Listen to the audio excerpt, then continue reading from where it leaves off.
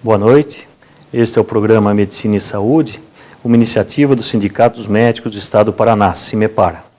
Meu nome é Darley Ruggieri Volman Júnior e hoje nós vamos tratar da situação dos médicos nos planos de saúde.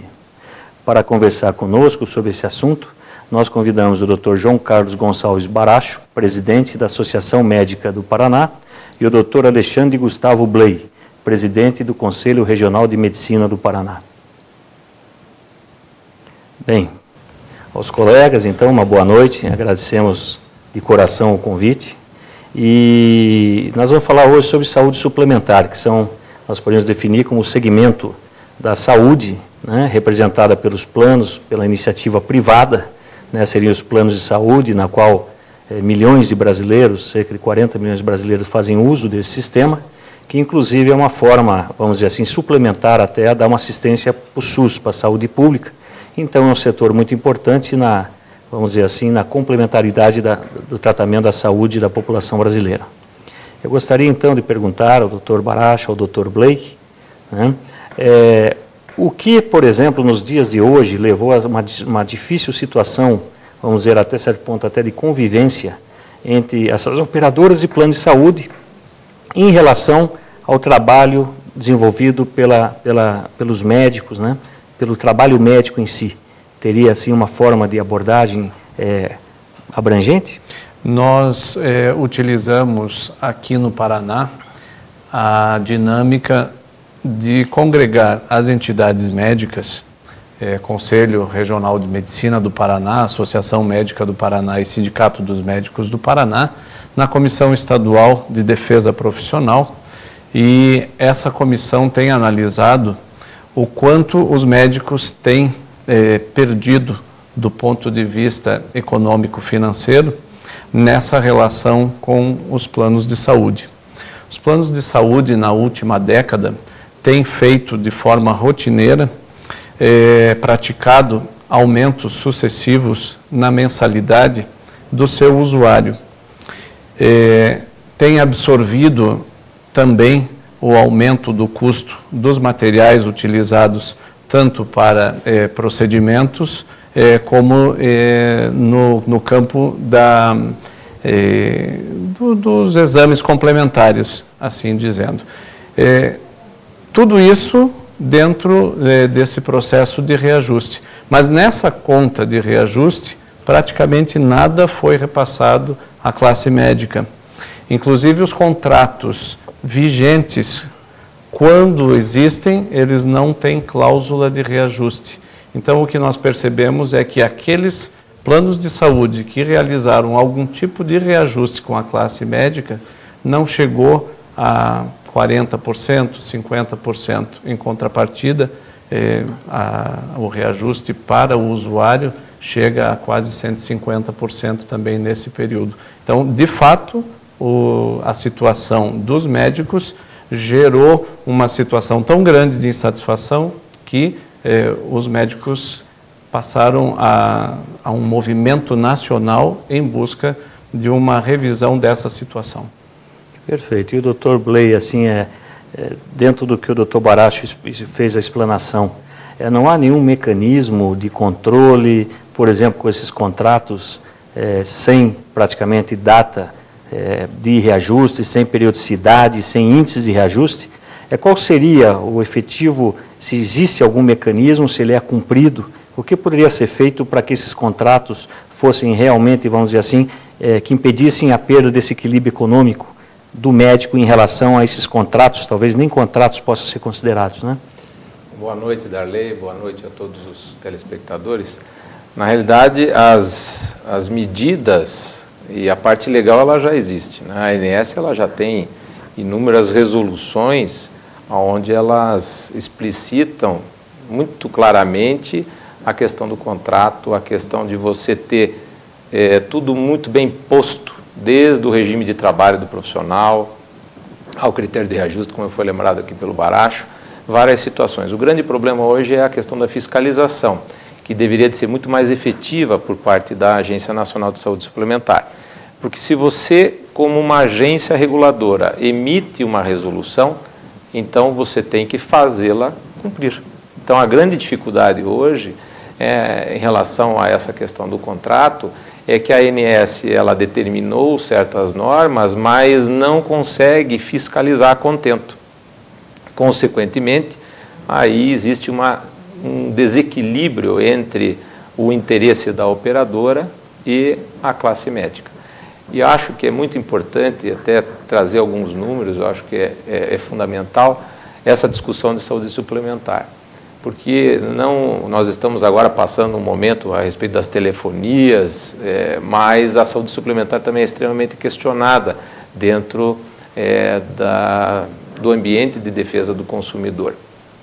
Esse ano, o lucro das operadoras, do conjunto das operadoras, ao longo do primeiro trimestre foi de 1,2 bilhões de reais. Esse foi o lucro líquido, ou seja, a sobra, o que realmente ficou como lucro para as operadoras. E a grande justificativa é que não existe a condição de ter um equilíbrio econômico para os médicos pela falta de recursos, né? Então, a gente verificando que não é bem assim. Por certo que existem operadores que têm um lucro muito maior, principalmente as grandes corporações, né? E aí a gente vai colocar a medicina de grupo e também as seguradoras, né? Mas, de uma forma geral, é um segmento muito rentável e essa é a grande preocupação que a gente vê. De repente, a saúde ela virou um bem de consumo e não é esse o fundamento que a gente espera dentro da medicina. Nós, como médicos, não pensamos dessa forma. Nós entendemos que realmente é um serviço, é uma prestação de um serviço e não simplesmente um bem de consumo, como eu vou a um supermercado para comprar um determinado produto. Então, realmente, a lógica é que está errada e isso leva a uma distorção. Então, se você pegar ao longo desse ano de 2011, que terminou agora, 2012 ainda nós não temos, mas 2011 foram 83 bilhões o faturamento. 83 bilhões de reais o faturamento das operadoras, para 47 milhões de usuários. A previsão para esse ano é maior ainda. Então, existe um crescimento exponencial, como já disse o Baracho aqui. Se você pegar de 2003 para cá, já são 197% de aumento do faturamento das operadoras. E isso não tem um repasse para o profissional. Então, se a gente for falar de saúde suplementar, a gente pode dizer que a saúde suplementar vai muito bem, obrigado, por parte da operadora, vai mal por parte do usuário, porque o usuário hoje, muitas vezes não consegue os seus direitos, tem que acessar a justiça, tem que ir para a justiça fazendo a judicialização, tem que ir para um PROCON, para um departamento de defesa do consumidor, e para o médico, a saúde financeira do médico está na UTI, a gente poderia dizer dessa forma, e da mesma forma a saúde física, porque o médico está tendo que aumentar a sua jornada de trabalho, aumentar essa sua carga, e isso aí é o grande problema, porque isso pode comprometer a qualidade do atendimento e, consequentemente, expor esse profissional e a própria população a mais riscos e erros. Essa é a grande preocupação que o Conselho tem. Então, nós vemos que o trabalho do médico na saúde suplementar, ele, por esta, vamos dizer assim, descontratualização, pela essa falta de contrato adequado, acaba levando a problemas até de alguns direitos mínimos básicos de trabalho e, ao mesmo tempo, nós poderíamos até dizer que até evasão da parte de imposto de renda, etc., né, por uma falta de controle e de uma contratualização melhor. E até nós temos notícias que o SUS, a saúde pública, presta atendimento à população, principalmente nos casos de violência, assim, de acidentes, vão sempre para o hospital público, né, vamos dizer assim, a parte de medicina de alto complexo, a urgência e emergência, alto custo, né, como transplantes, medicações de alto custo, quer dizer, várias situações são cobertas pela saúde pública sem o devido repasse dos convênios para a saúde pública. Então, não repassam bilhões, desonerando o sistema privado em detrimento do público. Então, eu gostaria de perguntar, mediante essa explanação, quem é o responsável por essa fiscalização, por exemplo, dentro da ANS? Quem é a diretoria? Né, como ela é composta? Eles teriam informações? São indicações do próprio Ministério da Saúde, são indicações de pessoas que deveriam ter uma qualificação técnica absolutamente isenta de possibilidade de conflito de interesses. E o que a gente tem observado dentro da ANS é que, em vários casos e por um longo período, né, essa diretoria tinha relações com a própria saúde suplementar, com planos de saúde, ex-diretores de planos de saúde. Essa situação parece ter mudado um tanto, mas existe um receio da classe médica de que realmente a Agência Nacional de Saúde tenha um viés de conflito de interesse. O movimento médico procura estar à margem disso tudo, trazendo de forma bastante clara as suas bandeiras, que é não trabalhar por preço vil.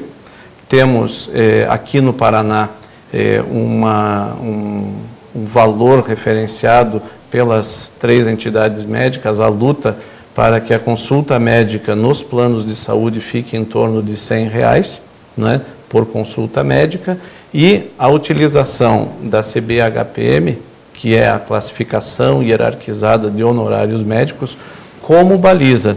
Mas mesmo nesse item, muitas vezes as entidades médicas acabam sendo questionadas se isso poderia ser colocado como uma tabela e não como um referencial, e até discutindo se a classe médica poderia utilizar movimentos de reivindicação, inclusive com paralisação de atendimento, né? Em alguns momentos a situação ficou bastante complicada, quando no ano passado nós tivemos, no dia 7 de abril, um dia de suspensão de atendimento à saúde suplementar como forma de aviso. Isso aconteceu novamente em setembro. Nós estamos agora, nesse mês de agosto, numa análise de todos os estados, para que no final do mês nós tenhamos novamente no cenário nacional uma análise do quanto se evoluiu nas negociações com os planos de saúde, com a medicina suplementar, com a saúde suplementar. Aqui no Paraná nós conseguimos alguns avanços com a Fundação Copel, com a Fundação Sanepar, colocando a consulta entre R$70 a R$80 e a utilização como referencial dessa classificação hierarquizada, mas não na sua versão mais atualizada, mas com um tempo de adequação até chegar nesse valor referenciado.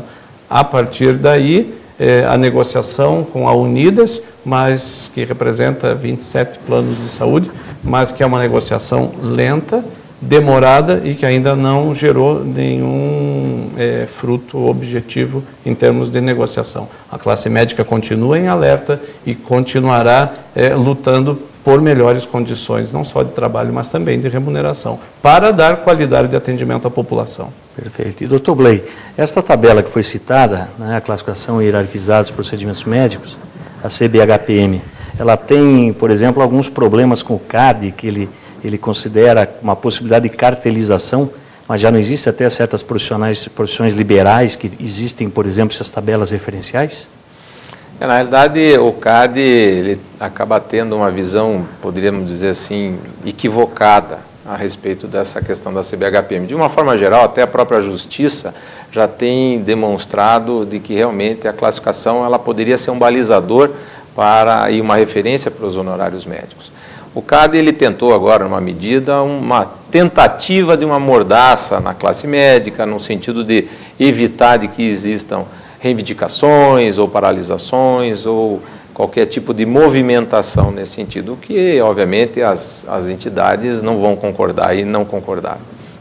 Então, o que é importante, a gente tem que colocar, é que muitas vezes dizem porque os médicos querem impor uma tabela para as operadoras. Mas aí eu faço a seguinte pergunta, aí as operadoras não colocam uma tabela para a classe médica? Perfeito. O grande é uma situação de desvirtuar as situações. Se eu vou comprar um determinado serviço, eu vou a um determinado local e quem presta esse serviço vai me dizer o seu preço. Nós estamos numa lógica onde quem compra é que quer definir o quanto que vai pagar. E isso não é cartelização? Então essa que fica uma pergunta para o CAD. Se você pega uma operadora que paga de forma igualitária, isso não é cartelização? Ela não está definindo? Perfeito. Então, como sempre, né, o capital cada vez mais forte em detrimento do trabalho, né? Então nós vamos aqui a um intervalo.